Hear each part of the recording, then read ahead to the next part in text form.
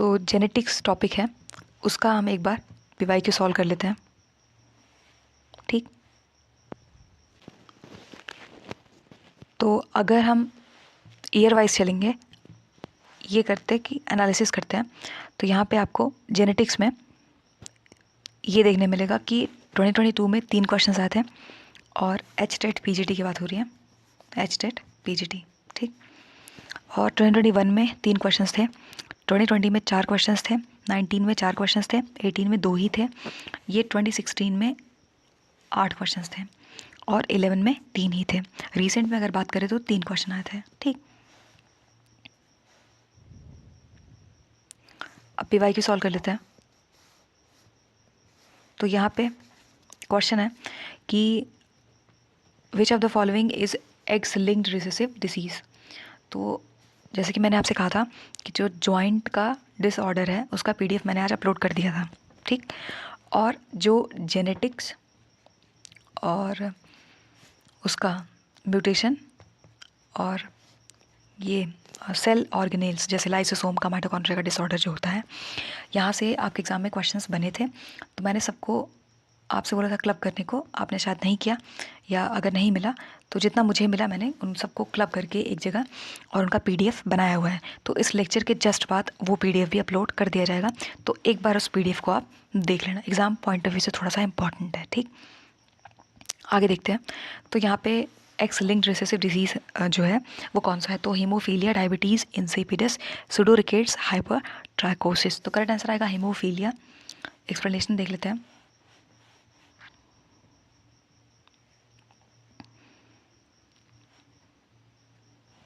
ये हीमोफीलिया एक x linked recessive disease है, जिसका मतलब होता है कि जीन रिस्पॉन्सिबल होगा for the disease located on X chromosome. ज़्यादातर प्राइमरीली अफेक्ट करता है मेल्स को, they have only 1 X chromosome. तो एक single copy of the mutated gene will cause the disease. Females with 2 X chromosomes are typically carriers unless both the X chromosomes carry the mutations. दूसरे options क्यों गलत है, क्योंकि यहाँ पे diabetes insipidus की बात हो रही थी जो म्यूटेशन से कॉज होता है in the vasopressin receptor, not x linked. Pseudo rickets, तो रिकेट्स हम सब जानते हैं, तो ये लिखा हुआ है कि ये विटामिन डी डेफिशिएंसी से रिलेटेड है, not x linked inheritance. Hyper tricho, तो ट्राइको रूट वर्ड इंग्लिश का होता है, इसका मतलब हेयर होता है, तो typically caused bye genetic mutation, not exclusively x linked. तो यहाँ पे लिखा हुआ है कि हाइपर ट्राइकोसिस एक कंडीशन है। डेफिनेशन कई बार पूछ लेते हैं। यहाँ पे जेनेटिक्स में 3 तरह के क्वेश्चंस आते हैं, पहला डेफिनेशन बेस्ड आता है, दूसरा एग्जाम्पल बेस्ड आता है, और वो डिजीज़ फेवरेट टॉपिक होता है। ठीक, एक्सेसिव हेयर ग्रोथ बॉडी में हो जाता है। Sickle cell anaemia is the result of which type of mutation in haemoglobin gene. तो frame shift, deletion, point mutation, duplication. तो पॉइंट म्यूटेशन करेक्ट आंसर आएगा, और कई बार इससे थोड़ा सा डीप में भी क्वेश्चंस बनाए जाते हैं।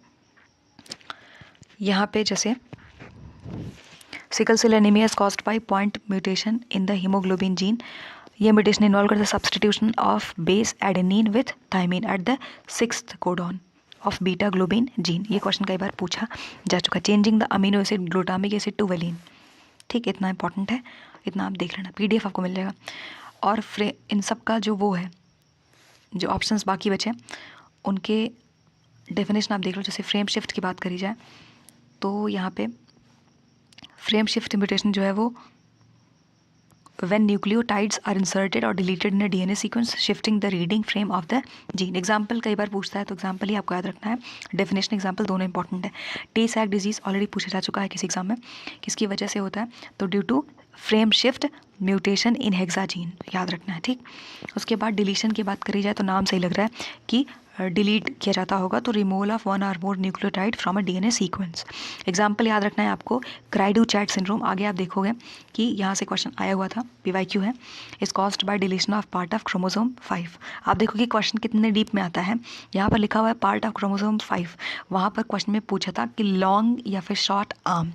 तो जेनेटिक्स के क्वेश्चंस थोड़े से डीप आते हैं।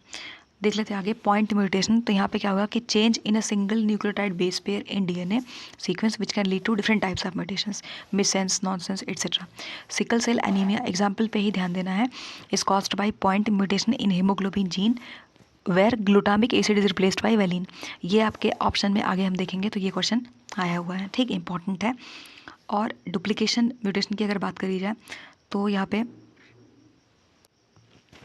डुप्लीकेशन म्यूटेशन में क्या होगा कि सेगमेंट ऑफ डीएनए कॉपीड होगा inserted into the genome. Example है जैसे चारकॉट मैरिड टूथ डिजीज, और ये by duplication of which gene, तो PMP22 जीन। ऐसा नहीं पूछेंगे जीन, लेकिन थोड़ा सा माइंड में रखना।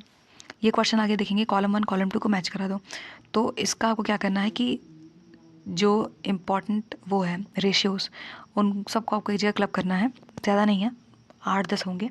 मेरे पास होगा तो मैं ही एक जैसे होता है ना कि A4 शीट में अपने हाथ से नोट में लिख दिया और उसको टेलीग्राम पे फ़ोटो आपको भेज दिया जाएगा। अगर आपको चाहिए तो आप बता देना, ठीक है। यहाँ पे जो मतलब एक तरीके से आपको देख के समझ में आना चाहिए कि PYQ का पैटर्न क्या है। तो यहाँ पे डोमिनेंट एपिस्टेसिस, तो इसका ये आ जाएगा 1231, रिसेसिव एपिस्टेसिस 934, कॉम्प्लीमेंट्री जीन्स 97, और बचा नो इंटरेक्शन, तो ये ठीक वही यहाँ पे लिखा हुआ है। और इस क्वेश्चन को आप एलिमिनेशन मेथड से भी सॉल्व कर सकते थे, जैसे कि डोमिनेंट एपिस्टेसिस में 3 आएगा, तो एक ही जगह 3 था, बाकी को आप एलिमिनेट कर सकते थे, ठीक, वही आप एक्सप्लेन किया हुआ है।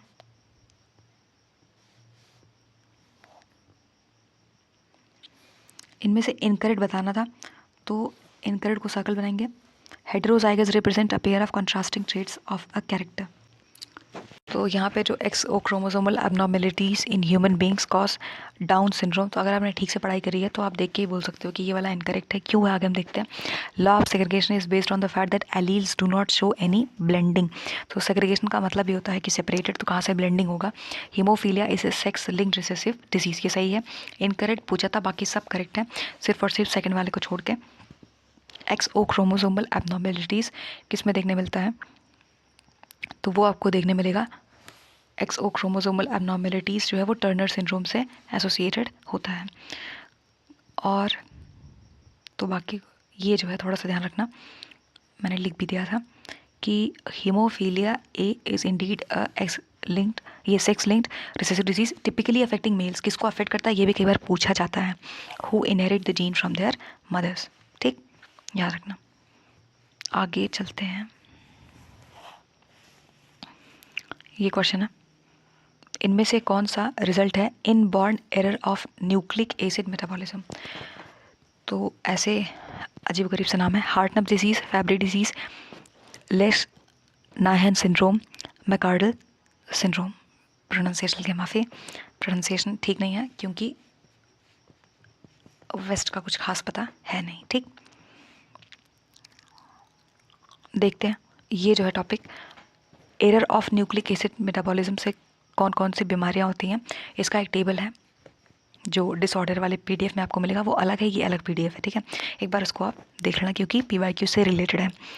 तो यहाँ पे हार्टनप डिजीज़, तो करेक्ट आंसर ये थर्ड वाला आएगा। ऐसा ऐसा नाम है कि आपने सुना बहुत कम होगा। तो एक्सप्लेनेशन अगर हम देखते हैं तो ये लिखा हुआ है कि Nyhan syndrome is an inborn error of nucleic acid metabolism caused by deficiency of. तो जो एंजाइम के नाम दिए हुए हैं इनको हल्के में मत लेना, आगे हम देखेंगे ना। तो एक बार due to deficiency of dash, तो इससे क्वेश्चन बना हुआ था। तो ये जो एक्सप्लेनेशन पार्ट है जब PDF आपको मिलेगा तो एक बार आप देख लेना। हाइपोजैंथीन गुएनिन फॉस्फोराइबोसिल ट्रांसफरेज, तो ये शॉर्ट फॉर्म है HGPRT, ठीक। This leads to the accumulation of uric acid. Neurological problems देखने मिलती हैं।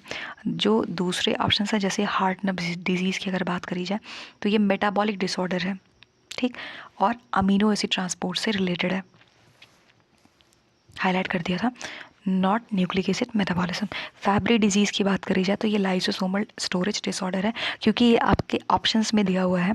और ये भी आगे लिख दिया था कि caused by deficiency of enzyme alpha galactosidase A, affect करता है लिपिड मेटाबॉलिज्म को।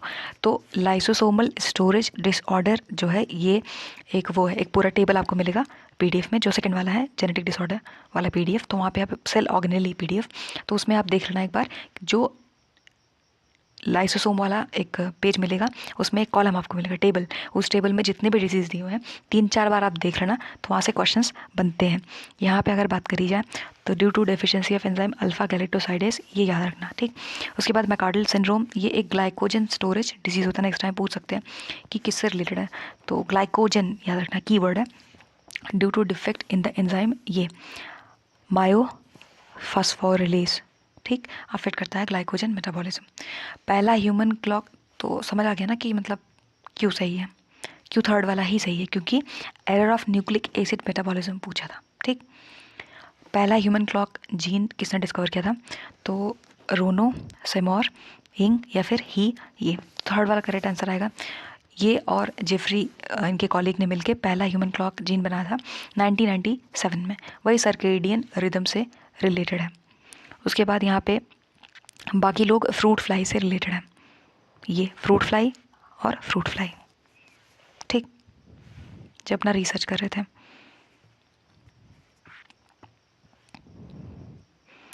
मैच कराना है, किसी भी जेनेटिक्स की बुक आप उठाओगे तो उसमें ये सारे टर्म आपको मिल जाएंगे, वही उठा के इन्होंने कॉलम 1 कॉलम 2 मैच कराने दे दिया है। तो मोनोसोमिक, नलीसोमिक, ट्राइसोमिक, टेट्रासोमिक, क्वेश्चन को सॉल्व करने से पहले इनका डेफिनेशन आप देख लो, क्योंकि कई बार डेफिनेशन भी पूछते हैं, तो उससे आपको एक रफ आइडिया लग जाएगा क्वेश्चन सॉल्व कैसे करें। जैसे मोनोसोमिक की अगर बात करी जाए तो this refers to an individual with 1 missing chromosome from a pair, तो 1 मिसिंग है यानी कि -1 बोल सकते हैं, तो ये 2n-1 आएगा। Nullisomic, this refers to an individual who is missing both the chromosome of a pair, तो 2n-2 बोल सकते हैं। तो इसको आप इसके अकॉर्डिंग अगर हम क्वेश्चन सॉल्व करने जाएं तो यहाँ पे ये 3 आएगा, ठीक। मोनोसोमिक 2n-1, तो थर्ड वाला सही होगा। 3 3 3 3 एक ही जगह दिया है, तो हम इसको इसको इसको कट कर सकते थे। अगेन एलिमिनेशन मेथड के थ्रू आप सॉल्व कर सकते थे, सिर्फ एक ही अगर आपको पता होता तो भी आप इस क्वेश्चन को सॉल्व कर सकते थे। बचा है ट्राइसोमिक, टेट्रासोमिक, वो भी आप देख लो। ये है ट्राइसोमिक जो है, this refers to an individual with an extra chromosome 2n+1, extra है तो मतलब +1 आ जाएगा, ठीक। टेट्रा तो यहाँ पे 2 एक्स्ट्रा क्रोमोसोम +2 आ जाएगा। ये यहाँ पे एक कॉलम के तरीके से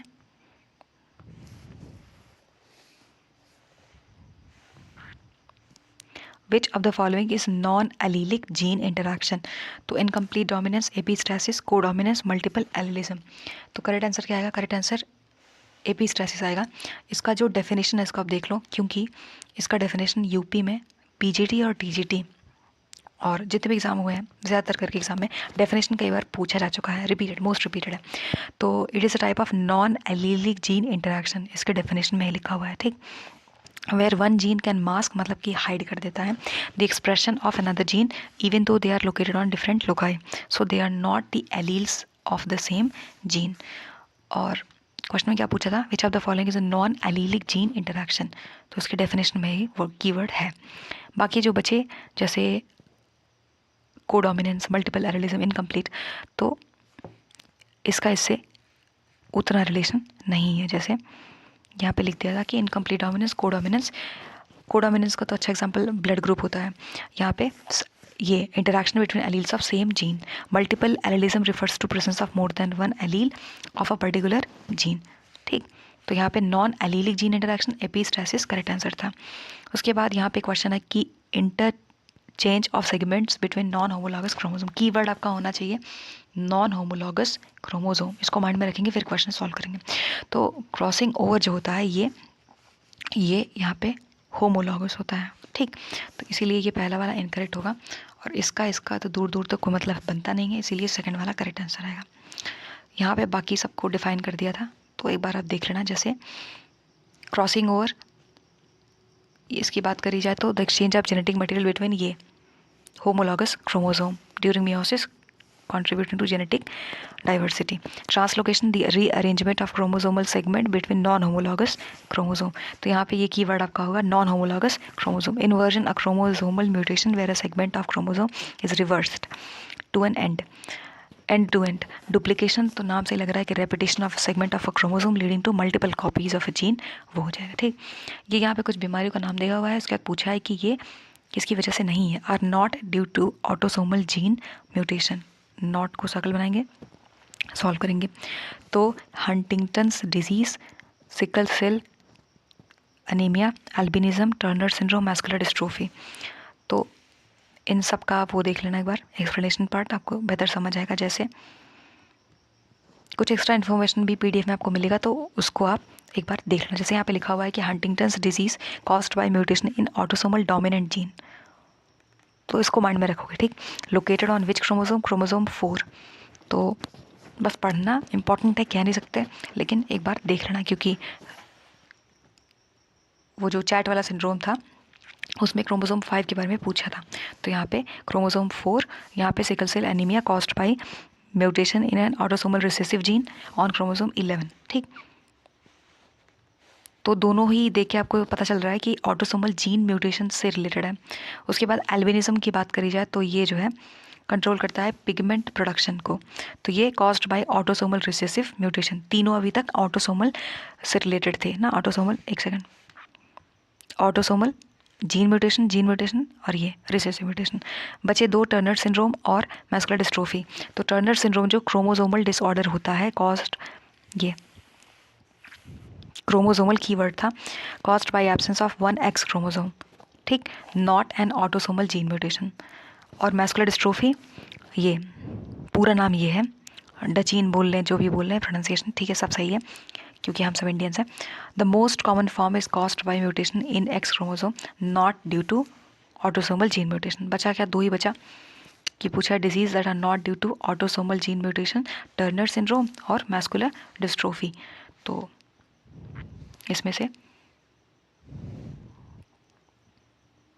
ये है टर्नर सिंड्रोम, ये है मैस्कुलर डिस्ट्रोफी, तो डी और ई जो है वो हमारा करेक्ट आंसर हो जाएगा, ठीक है।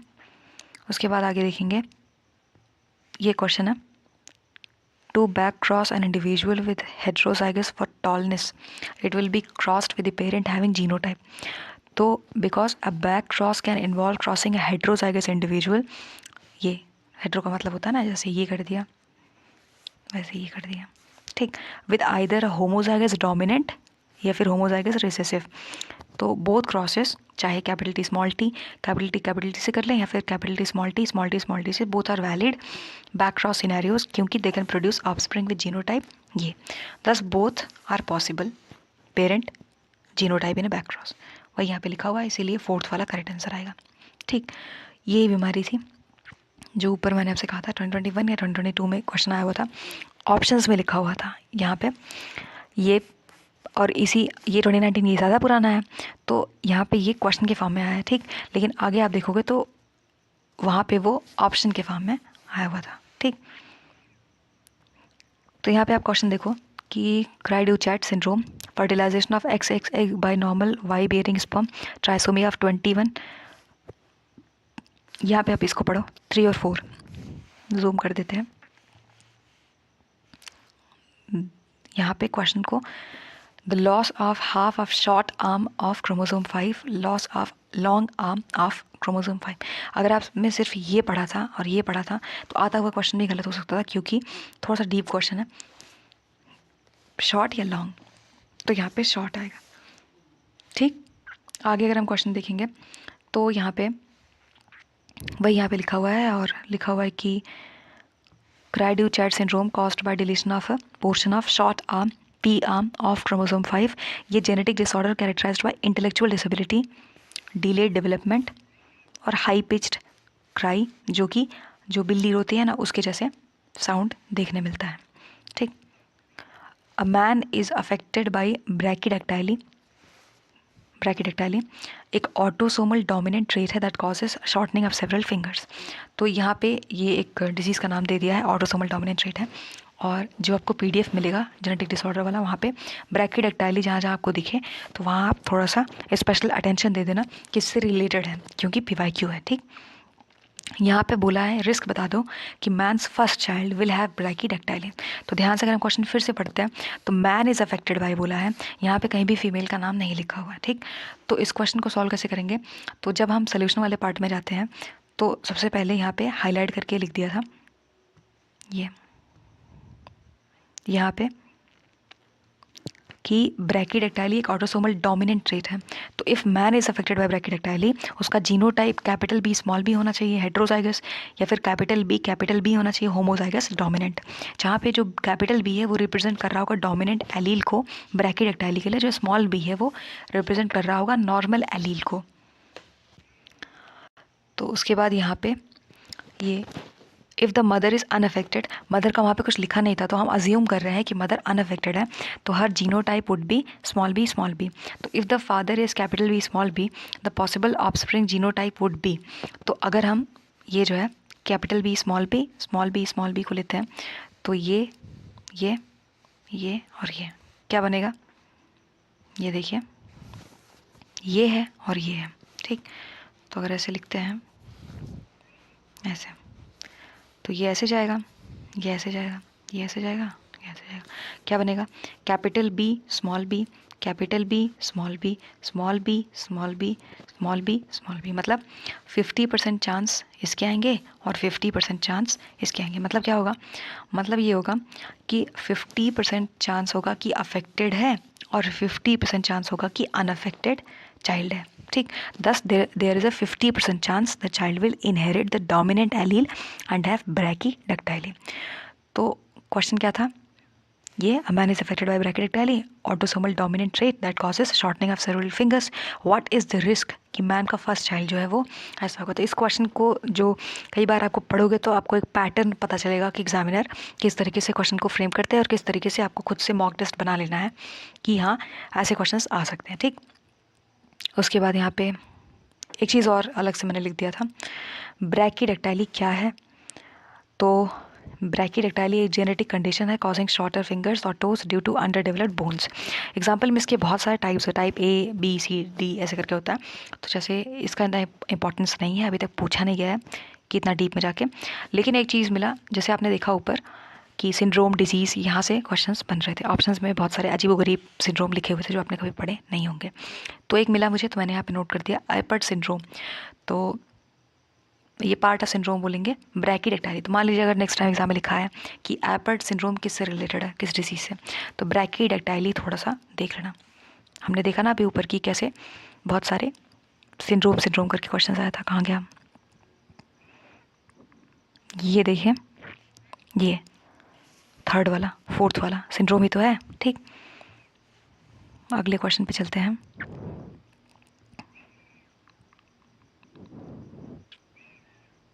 हाँ, तो ये एपर्ट सिंड्रोम आप माइंड में रखना, पीडीएफ आपको मिलेगा तो आप 2-3 बार पढ़ लेना। ये मेंडल का क्वेश्चन है कि the genes controlling the 7 P characters studied by Mendel are now known to be located on how many different chromosomes. पहली बात यही अपने आप में क्वेश्चन है कि कितने कैरेक्टर्स थे, 7 P कैरेक्टर्स, ठीक। कितने डिफरेंट क्रोमोसोम्स पे, 4, तो 4 7 2 5। तो अभी 4 है, आगे हम देखेंगे वो 4 कौन कौन से हैं, क्योंकि कई बार क्या होता है कि अभी यहाँ 4 लिखा है, क्वेश्चन को थोड़ा सा और टफ बनाना होगा तो क्या कर सकते थे, वो ये कर सकते थे, लिख देते ये जो लिखा हुआ है ना 1 4 5 7, तो यहाँ पे नंबर्स लिखे जा सकते थे कि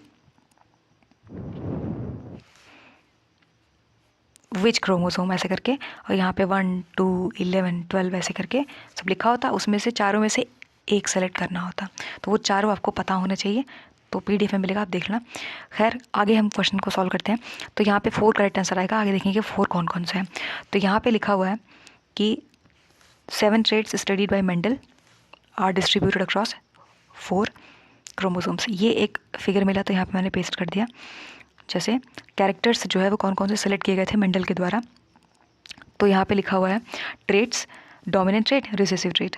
तो shape of seeds, colour of seeds, colour of pods, shape of pods, plant height, position of flowers, flower colour.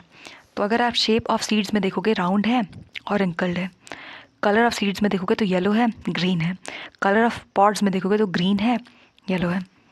तो याद क्या रखना है, डोमिनेंट कौन है, सीड में येलो है और पॉट में ग्रीन है। उसके बाद यहाँ पे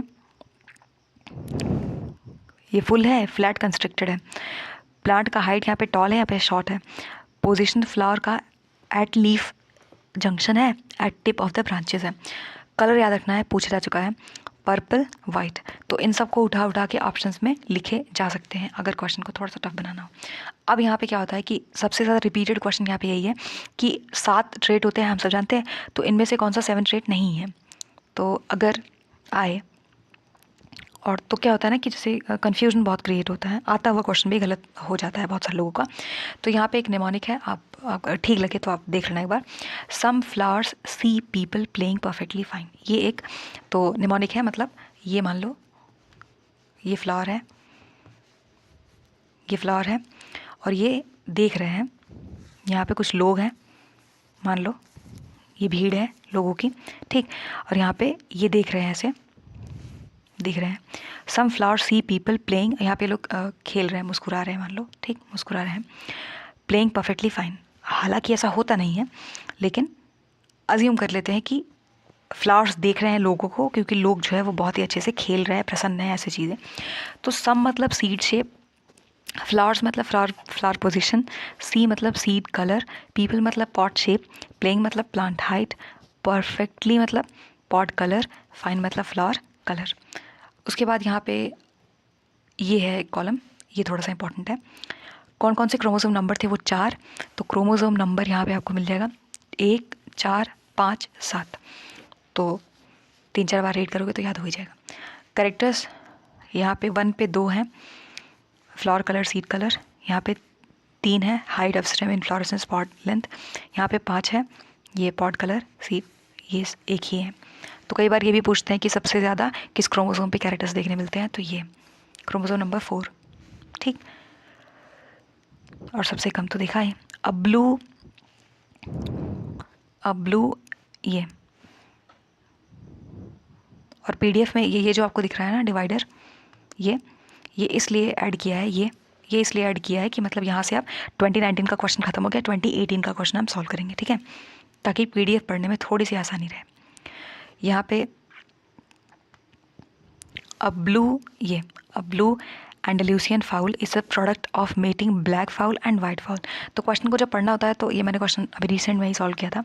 तो ब्लू जो है वो बोल रहा है कि प्रोडक्ट है ब्लैक का और वाइट का, ब्लैक का वाइट का प्रोडक्ट है ब्लू, ये हमारा यहाँ तक का स्टेटमेंट है। तो आपको जेनेटिक्स के तरीके से ही क्वेश्चन को पढ़ना होगा, ठीक। A cross of blue foul with another blue, मतलब इस ब्लू का दूसरे ब्लू के साथ कराएं तो क्या रिजल्ट मिलेगा। तो जो पेरेंट वाला था वो भी आपके माइंड में होना चाहिए, जिससे ऑफस्प्रिंग आया, और उस ऑफस्प्रिंग का फिर ब्लू का ब्लू के साथ कराने जा रहे हैं, तो वो भी आपके माइंड में होना चाहिए। क्वेश्चन को सॉल्व कैसे करेंगे, ये है पहले यहाँ पे कैपिटल बी ब्लैक और ये वाइट क्रॉस कराया तो ब्लू मिला। तो कैसे, ये black fowl genotype capital B और वाइट जो है वो कैपिटल डब्ल्यू। तो आप सब जानते हो कि जब हम प्यूनेट स्क्वायर बनाते हैं तो कुछ इस तरीके से बनेगा कि बी डब्ल्यू, तो इसका इसके साथ कराएंगे तो क्या आएगा बी डब्ल्यू, इसका इसके साथ कराएंगे तो क्या आएगा बी डब्ल्यू, फिर इसका इसके साथ तो बी डब्ल्यू, इसका इसके साथ तो B W. All the offspring will have B W genotype which results in the blue coloration. ये पहला पार्ट हो गया। क्वेश्चन का दूसरा पार्ट है कि blue cross to produce blue fowl. Now when 2 blue fowls are crossed तो क्या होगा, तो ये कैपिटल बी कैपिटल डब्ल्यू, ये जो है ये यहाँ पे ब्लू है, ठीक। एक सेकेंड, तो यहाँ पे जैसे अगर हम देखते हैं तो लिखा हुआ है कि ब्लू और ब्लू को क्रॉस कराते हैं तो प्रोड्यूस करेगा ब्लू फाउल, ठीक। तो अगर हम बी डब्ल्यू का क्रॉस कराते हैं तो ये क्या होगा, ये जो ब्लैक लिखा हुआ है इसका मतलब ये होगा कि जैसे ये है, ये यहाँ पे कैपिटल बी, ये यहाँ पे क्या था कैपिटल बी डोमिनेंट है तो ब्लैक लिखा है, और यहाँ पे ये वाइट लिखा है, ठीक। वही चीज़ यहाँ पे भी लिखी हुई है, ठीक। तो इसको माइंड में आप रखना। अब यहाँ पे क्या होगा, जब हम इसको क्रॉस करते हैं तो क्या होगा, ये यहाँ पे कैपिटल बी लिखा जाएगा, ठीक। फिर यहाँ पे ये इसके साथ करेंगे तो क्या आएगा बी डब्ल्यू मतलब ब्लू, यहाँ पे हमने क्वेश्चन से ही देख लिया था ये कि ब्लैक और वाइट को क्रॉस कराया तो हमें ब्लू मिल गया, ठीक। ये सभी ब्लू था, ठीक। तो यहाँ पे ये आ जाएगा ब्लू, और उसके बाद एक ब्लू मिला, 2 ब्लू मिला, और यहाँ पे एक ब्लैक मिला, फिर इसको इसके साथ करेंगे तो क्या आएगा वाइट। तो मतलब ये कि एक ब्लैक है और 2 ब्लू है और एक वाइट है, तो 1:1 का रेशियो आएगा। यहाँ पे देखेंगे तो क्या आएगा, ऑफस्प्रिंग विल हैव जीनो और फिनोटाइप, तो ये कैपिटल बी ब्लैक ही बोलेंगे, एक ब्लैक आएगा, और ये ब्लू, दो ब्लू आएगा, और डब्ल्यू मतलब एक वाइट।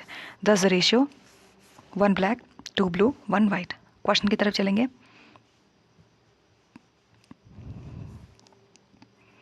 वही यहाँ पे लिखा हुआ है कि 1 ब्लैक 2 ब्लू 1 वाइट। किस तरीके से आएगा, हमने यहाँ तक फर्स्ट तक पेरेंट वाला देखा, एक पूरे पेज में पेरेंट वाला क्रॉस है, उसके बाद ब्लू और ब्लू का, उसके बाद हमारे पास फाइनल रिजल्ट आएगा। ठीक, तो पीडीएफ मिलेगा, आप 2-3 बार पढ़ना तो समझ आ जाएगा। ठीक, उसके बाद अगला क्वेश्चन है कि फेनिलकीटोन्यूरिया जो है वो एक रिसेसिव हेरिडिटरी डिजीज़ है caused by body's failure to oxidise amino acid phenylalanine to tyrosine because of the defective enzyme. ये सही है। यहाँ पे एक जो कीवर्ड है वो ये है कि caused by body's failure to oxidise phenylalanine to tyrosine. इस कीवर्ड को आप जब थोड़ा सा मतलब ध्यान देना, क्योंकि पूछा जाता है, PYQ भी है और इम्पॉर्टेंट है। It results in the presence of phenylalanine in urine, तो ये रीज़न है, ये असर्शन है, दोनों एक दूसरे को एक्सप्लेन कर रहे हैं, इसमें दोनों ही सही है। ठीक, वही यहाँ पर लिखा हुआ है। उसके बाद यहाँ पे ये जो क्वेश्चन था, ऐसे क्वेश्चन एक्सपेक्टेशंस नहीं होती हैं, लेकिन यहाँ पे लिखा हुआ है कि G6P डिहाइड्रोजिनेज डेफिशिएंसी एसोसिएटेड है विद द हीमोलिसिस ऑफ। तो जो आपको टेबल मिलेगा वो इसके बाद मतलब सेकंड वाला जो PDF मिलेगा उसमें आपको ड्यू टू डेफिशिएंसी ऑफ जो टेबल मिलेगा उसमें भी आप एक बार देख लेना, क्योंकि ऐसे क्वेश्चन PYQ में आए हुए हैं। जैसे यहाँ पे लिम्फोसाइट्स, RBCs, प्लेटलेट्स, ल्यूकोसाइट्स, तो यहाँ पे RBCs करेक्ट आंसर आएगा। ठीक, sickle cell anaemia caused by point mutation, ये मैंने आपसे कहा था, हमने ऊपर जो ऑप्शंस थे उसमें भी देखा था। Sickle cell anaemia caused by which mutation, point mutation, यही अपने आप में एक क्वेश्चन है। दूसरी चीज़, this mutation cause change in the amino acid from, तो किससे किसको, तो glutamate to glycine, lysine to valine, correct answer है ग्लूटामेट टू वेलिन। ठीक, ये यहाँ पे लिखा हुआ है कि sickle cell anaemia is caused by point mutation. ये this mutation leads to substitution of amino acid glutamate with valine at position थोड़ा याद रखना, 6th position of beta globin chain of haemoglobin. ठीक, वही आगे लिखा हुआ है कि इससे क्या होगा, this change result in the formation of sickle shaped RBCs under low oxygen। तो इस लाइन को थोड़ा ध्यान रखना। which of the following is autosomal dominant Mendelian disorder, तो वहाँ पे ऑटोसोमल डोमिनेंट, ऑटोसोमल रिसेसिव, इनके जो एग्जांपल्स हैं वो काफ़ी सारे मिले थे, तो उन सबको एक ही जगह IS कुछ ट्रिक वगैरह भी बना के मैंने लिखा था, तो उसको आप पढ़ लेना PDF में। यहाँ पे अगर हम देखते हैं तो करेक्ट आंसर क्या आएगा, sickle cell anaemia, phenylketonuria, Huntington chorea और हीमोफीलिया, करेक्ट आंसर आएगा ये। और Huntington chorea also called as Huntington disease एक ऑटोसोमल डोमिनेंट जेनेटिक डिसऑर्डर है। This means that only one copy of mutated gene inherited from either parent enough to cause the disease. दूसरे options क्यों गलत है, क्योंकि सिकल सेल एनीमिया जो है वो ऑटोसोमल रिसेसिव डिसऑर्डर होता है, हाईलाइट करके मैंने लिख दिया था। ठीक, उसके बाद यहाँ पे मीनिंग भी लिखा है कि meaning that an individual must inherit 2 copies of mutated genes to have the disease. Phenylketone देखते हैं, सिंडैक्टाइली इज ड्यू टू, तो यहाँ पे सिंडैक्टाइली मल्टीपल जीन इनहेरिटेंस की वजह से होता है, कोडोमिनेंस पॉलीमॉर्फिक जीन साइटोप्लाज्मिक की वजह से नहीं होता है। यहाँ पे इनका डेफिनेशन देख लेंगे। सिंडैक्टाइली जो है वो एक जेनेटिक कंडीशन है जहाँ पे 2 या 2 से ज़्यादा फिंगर्स या टोज वो जुड़ जाते हैं, फ्यूज्ड होते हैं together. It is typically caused by multiple gene inheritance, मतलब it can be influenced by interaction of multiple, का मतलब ये होता है कि एक से ज़्यादा जीन्स। तो ये ऑटोसोमल डोमिनेंट इनहेरिटेंस पैटर्न को शो करते हैं। यहाँ पे जीन्स जो इन्वॉल्व होते हैं अफेक्ट करते हैं development of hands and feet leading to fusion of digits. दिखता कैसा है, इसका फिगर था ये, अगर आप देखोगे ये है कंप्लीट और ये है इनकम्प्लीट। तो फिगर को आप थोड़ा ध्यान से देखो, बोल रहा है कि fingers joint part ways up, ये यहाँ पे जॉइंट है। ठीक, जो कंप्लीट सिंडैक्टाइली होता है वहाँ पर fingers joint all the way to the tip, ये यहाँ से यहाँ तक जॉइंट है, पूरा टिप तक जॉइंट है ना। तो वही यहाँ पे लिखा हुआ है। बाकी के जो ऑप्शंस थे, जैसे यहाँ पे आप देखो कोडोमिनेंस, तो दिस रिफर्स टू सिचुएशन जहाँ पे को मतलब 2 होता है, हम सब जानते हैं, सुना होगा ना, कोएड स्कूल है, तो वही जहाँ पे दोनों जेंडर्स के लोग पढ़ाई करते हैं. This refers to a situation where two different alleles are both fully expressed in heterozygous individuals. Example अच्छा होता है इसका, blood group. Polymorphic gene, polymorphic refers to variation in a gene within a population. इसका इससे मतलब नहीं है. Cytoplasmic inheritance, ये इनहेरिटेंस रिफर करता है trait inherited from mother through mitochondrial DNA जिसका सिंडेक्टाइली से लेना देना नहीं है. तो most common सिंडेक्टाइली is the most commonly common due to multiple gene inheritance. अजीब सा है. ये है हमारा क्वेश्चन. ये सिंडेक्टाइली इज ड्यू टू किसकी वजह से था, मल्टीपल जीन इनहेरिटेंस. इसको थोड़ा सा आप माइंड में रखना. और नेक्स्ट टाइम ये इनकम्प्लीट और कंप्लीट के बीच में डिफरेंस भी फिगर देखोगे तो आपको समझ आ ही जाएगा. ठीक, यहाँ पे क्वेश्चन है कि नंबर ऑफ जीन्स बता दो वाई. तो हम सब जानते हैं कि जो मेल्स होते हैं उनमें एक्स वाई क्रोमोसोम होता है ना. तो जो वाई है वही पूछ रहा है कि नंबर ऑफ जीन्स प्रेजेंट, इस पे कितने जीन्स प्रेजेंट होंगे. तो 231 एक फैक्चुअल डेटा है और इसको आपको याद करना पड़ेगा. इसका कोई सोल्यूशन नहीं है. ये है एक वाई क्रोमोसोम का मैप किया हुआ जीन. तो यहाँ पे अगर आप पढ़ोगे तो यहाँ पे लिखा हुआ है कि वाई क्रोमोसोम के पास लोवेस्ट जीन होता है 231.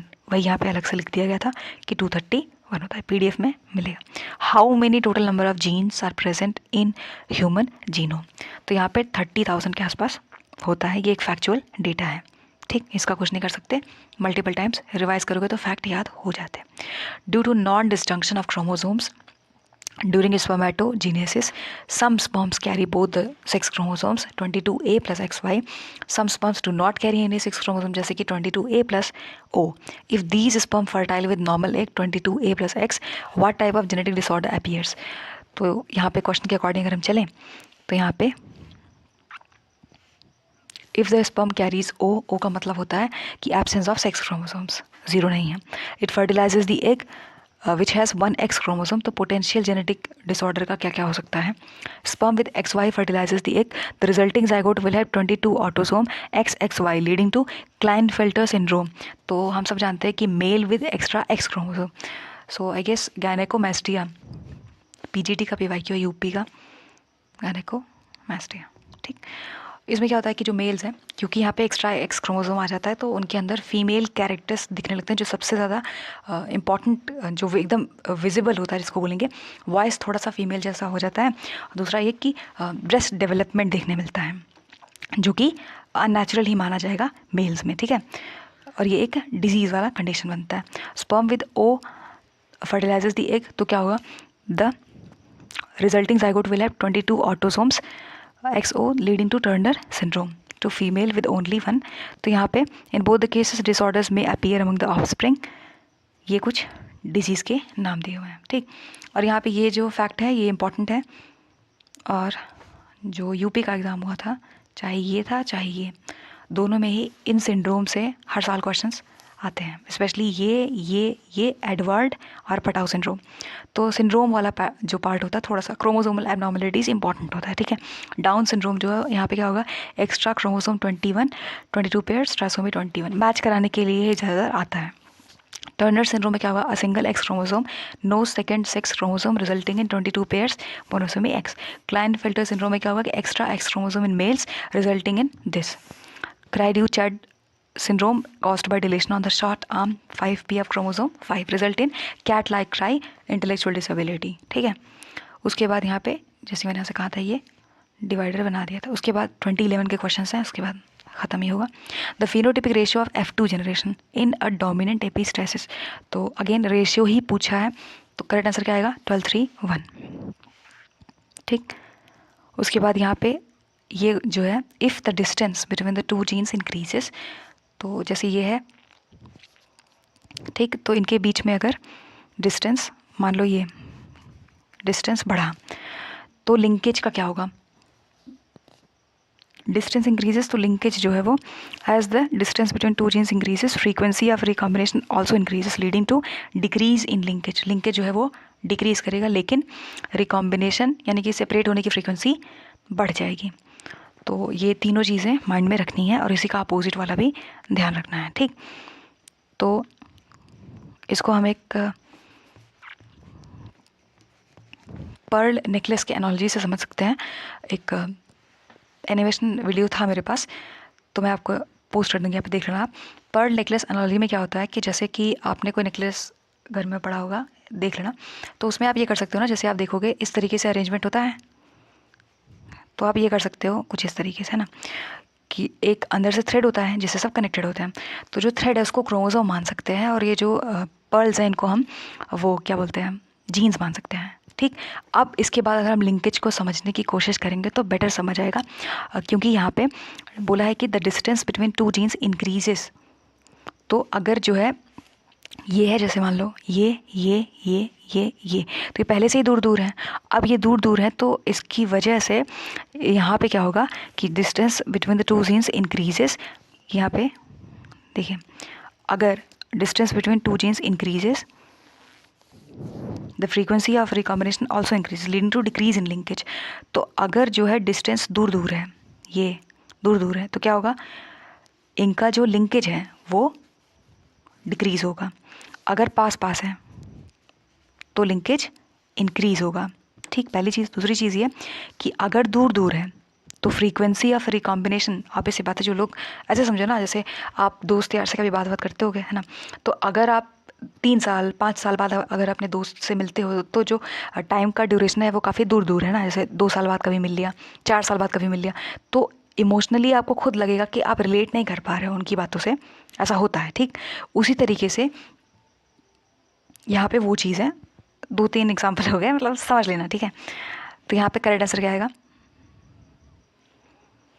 If the distance between two genes increases then the linkage will decrease.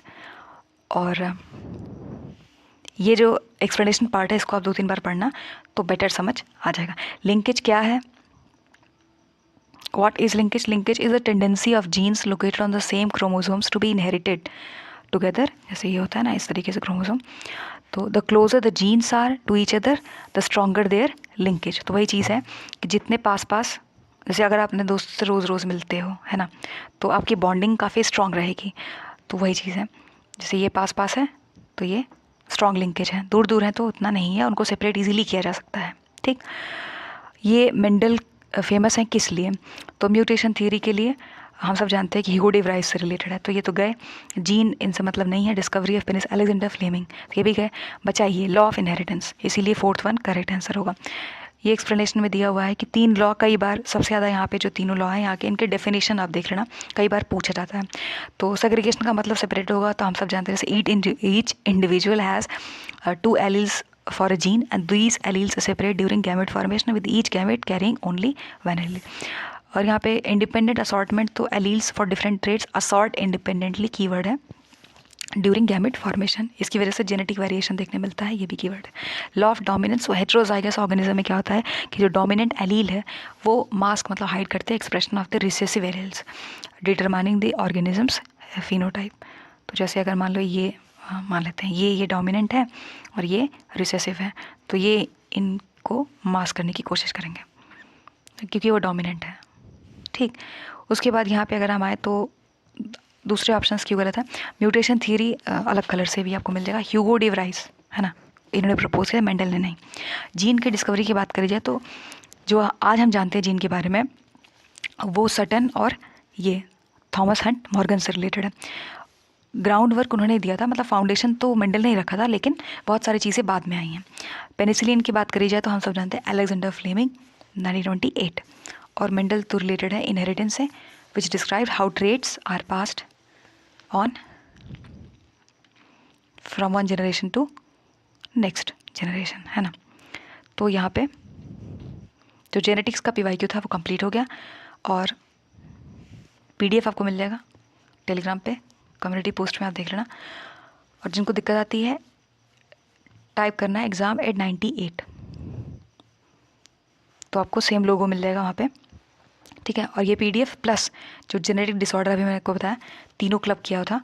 एक ये क्या बोलते हैं इसको, साइटोलॉजी, मतलब कि cell organelle disorder plus genetic disorder plus mutation disorder, तीनों को क्लब करके एक PDF बनाया था, आई गेस 20+ पेजेस का था।